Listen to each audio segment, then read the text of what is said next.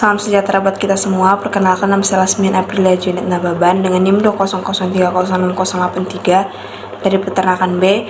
Di sini saya akan menjelaskan proses pembentukan telur dan biosintesis telur dengan dosen pengampu Ibu Tati Vidana Sares PTMP. Berikut adalah videonya.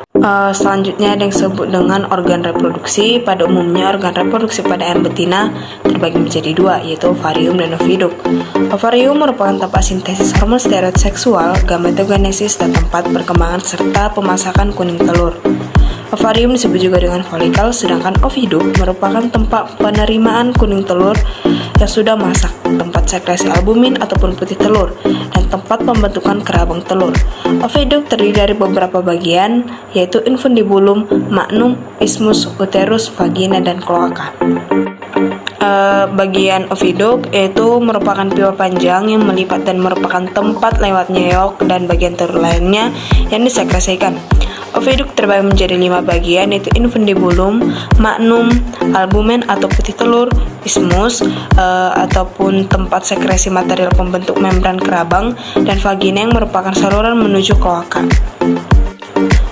Kemudian saya akan menjelaskan tentang proses terbentuknya telur sampai dikeluarkan melalui kloaka atau ven.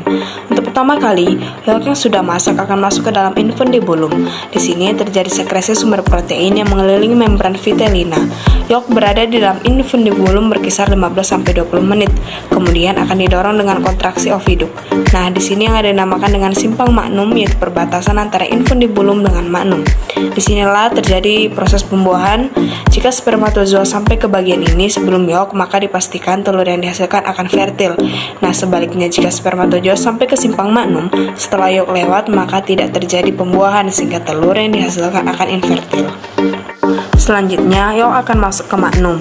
Disinilah tempat sintesis dan sekresi albumin atau putih telur. Magnum tersusun dari sel gobelet, yang mana sel ini akan mensekresikan putih telur kental dan cair. Pembungkusan yolk dengan putih telur yang terjadi di magnum membutuhkan waktu selama 3,5 jam. Untuk bagian dari albumin sendiri terdiri dari 4 lapisan. Yang pertama, kalazai atau tali penggantung kuning telur yang memiliki kandungan sekitar 23%, putih telur kental sekitar 50%, putih telur encer bagian dalam sekitar 17,3%, dan yang terakhir putih telur encer ataupun bagian luar sekitar 23%. Setelah itu, yolk yang sudah dilapisi oleh putih telur akan masuk ke isthmus, yang dimana dalam isthmus ini akan disekresikan selaput telur. Pada proses ini, telur akan berada di isthmus berkisar antara 1 jam 15 menit sampai 1,5 jam. Jika proses sekresi selaput telur sudah selesai, selanjutnya telur akan masuk ke uterus. Di uterus terdapat 2 proses, yaitu dehidrasi putih telur dan terbentuknya kerabang telur. Warna kerabang telur disebabkan oleh sel porfirin yang akan terbentuk pada akhir mineralisasi kerabang telur. Proses mineralisasi ini sekitar 18-21 jam lamanya. Sumber kalsium untuk kerabang telur berasal dari pakan dan kalsium yang terdapat di tulang medulair ayam. Telur memiliki sekitar 8.000 pori-pori, yang mana merupakan media masuknya udara untuk memasuk oksigen bagi embrio pada telur fertil. Akhir dari pembentukan telur adalah peletakan lapisan konsentris yang disebut kutikula, yang mana berperan sebagai pelicin jalannya telur untuk keluar dari ven.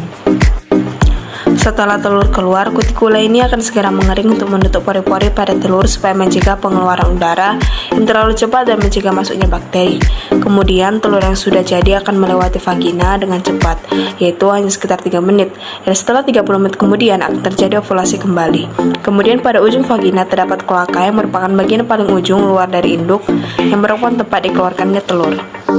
Selanjutnya masuk ke sintesis yolk, yaitu pada proses sintesis yolk terjadi pembentukan dari komponen-komponen disebut vitellogenesis yang berada di dalam hati dan di bawah koordinasi dari hormon gonadotropin dan steroid.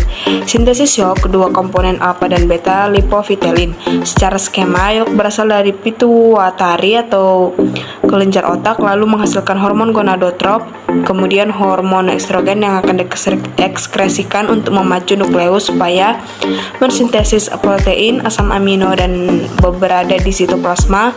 Kemudian hasil dari sintesis protein akan dialirkan menuju granula yolk berupa vitelloginin. Lalu terbentuklah yolk. Selanjutnya proses sintesis albumin, yaitu terjadi di nukleus.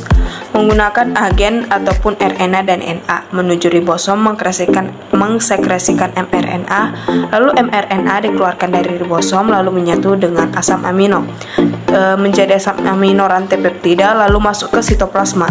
Dari sitoplasma dihasilkan komponen albumin atau ovoalbumin, ovotransferin dan lain-lain. Selanjutnya proses terakhir yaitu sintesis kerabang. Bahan utamanya adalah kalsium dan HCO3. Untuk mendapatkan kalsium dibutuhkan bantuan kalsium binding protein atau CABP yang bertindak sebagai transport kalsium menjadi kerabang. Sintesis ini bisa dikontrol dengan kehadiran B3 dan hormon steroid. Di muka sel pinggir kerabang terjadi metabolisme CO2 dan H2O menghasilkan H2CO3. Lalu diubah lagi menjadi H2CO3-1 dengan enzim karbonhidratase. HCO3-1 masuk ke cairan pinggir kerabang. Hidrogen dari HCO3 dikembalikan lagi untuk digunakan lagi.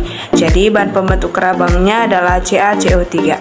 Sekian dari penjelasan praktikum saya. Terima kasih.